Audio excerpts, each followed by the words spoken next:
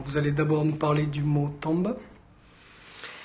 Alors la tombe, c'est un document archéologique qui fascine plutôt les gens. Et il y a souvent l'impression que c'est facile d'identifier une tombe. Quelques os, et puis voilà, on a une tombe.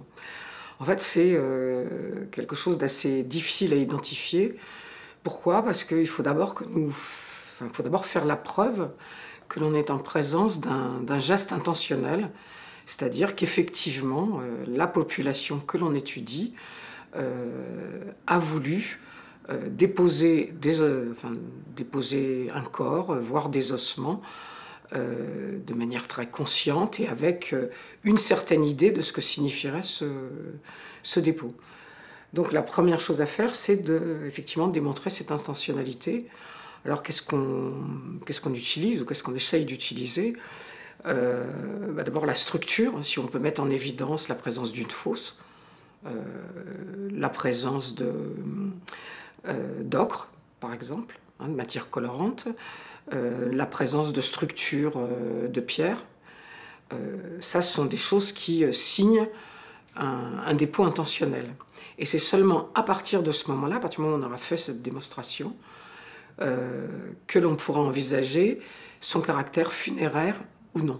Est-ce que c'est effectivement quelqu'un que l'on a déposé dans le cadre ou à la suite d'un décès, je dirais pas forcément naturel, mais enfin d'un décès classique, et qu'on a mis là.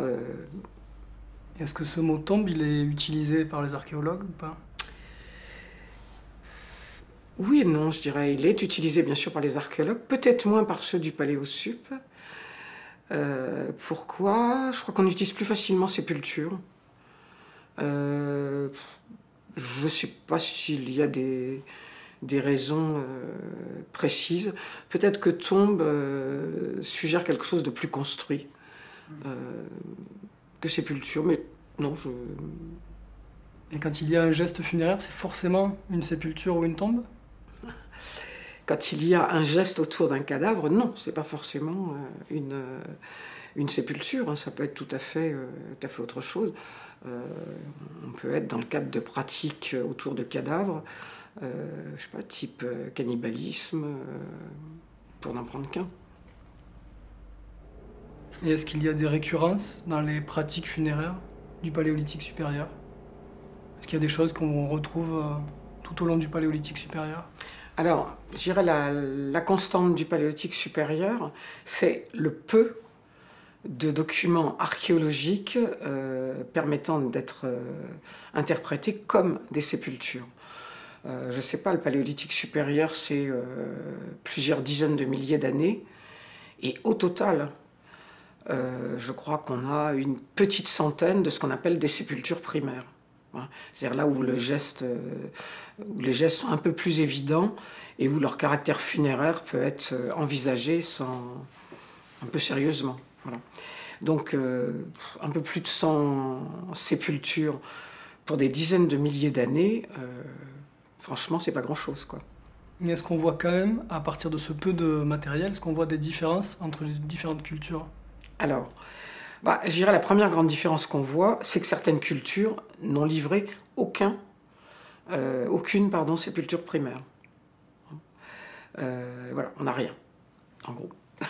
C'est-à-dire, par exemple l'Aurignacien. L'Aurignacien, c'est une des premières cultures du Paléolithique supérieur en Europe, et on n'a pas de sépulture aurignacienne primaire aujourd'hui. On a quelques vestiges qui étaient dispersés dans les niveaux archéologiques, mais pas de sépulture.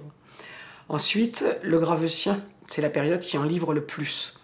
C'est là où on en a, on va dire, une petite centaine à l'échelle de l'Europe. Pas dans toutes les régions d'Europe, mais là on a des documents où on peut commencer à dire des choses, tout en gardant présent que 100 cas pour quand même quelques millénaires, c'est un peu léger. Ensuite, une période comme le Solutréen, on n'a rien. Donc on ne sait pas du tout ce qui faisait de leur mort, quelle que soit la cause de ces décès. Et pour le Magdalénien, on n'a pas grand-chose non plus. alors que c'est, je dirais, ça fait partie des cultures emblématiques du Paléolithique supérieur, très riche, avec un art développé. On s'aperçoit qu'en termes de sépulture, on en a une petite dizaine. Et l'interprétation de ce vide, c'est plutôt de dire qu'il n'y avait pas de sépulture ou qu'on les a pas trouvées? Je pense qu'on a un peu tout à la fois, c'est-à-dire on a à la fois des lacunes de recherche, on a très probablement des pratiques qui ne devaient pas favoriser la conservation des vestiges, ou qui sont difficilement interprétables pour l'archéologue.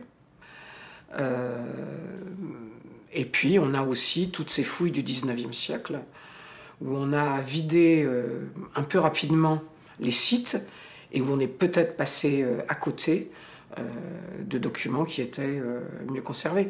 Mais je dirais que c'est quand même des tendances qui restent très, très marquées. Hein.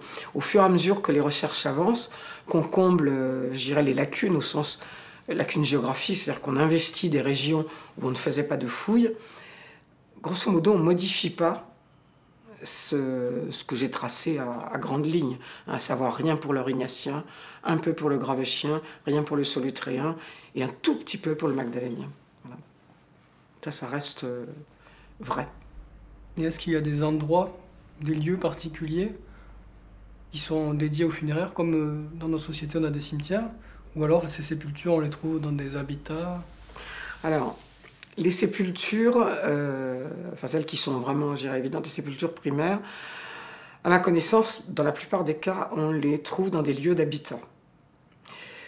C'est-à-dire qu'on les trouve en grotte, en abri, voire en site de plein air, comme en Europe centrale.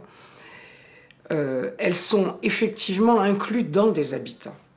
Mais la relation stricte entre ces sépultures et ces habitats, on ne sait pas trop l'établir.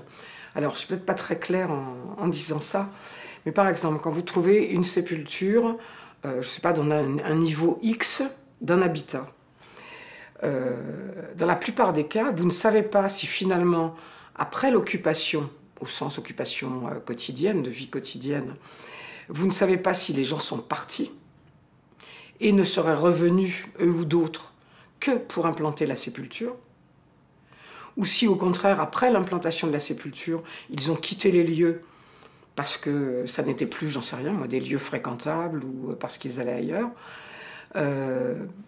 Donc, on ne sait pas exactement dire c'est dans les lieux d'habitat. Je dirais, on trouve les sépultures là où il y a eu des occupations. Ça serait peut-être plus juste que de dire que c'est directement lié à l'habitat. Et pour les sites de plein air, c'est le même problème. Alors, est-ce qu'on a des regroupements?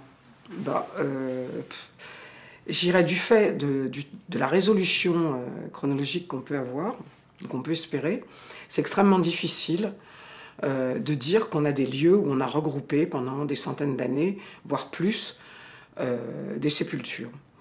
Il y a peut-être des indices dans des sites comme celui de Dolní Věstonice en République tchèque, mais j'en suis même pas sûre.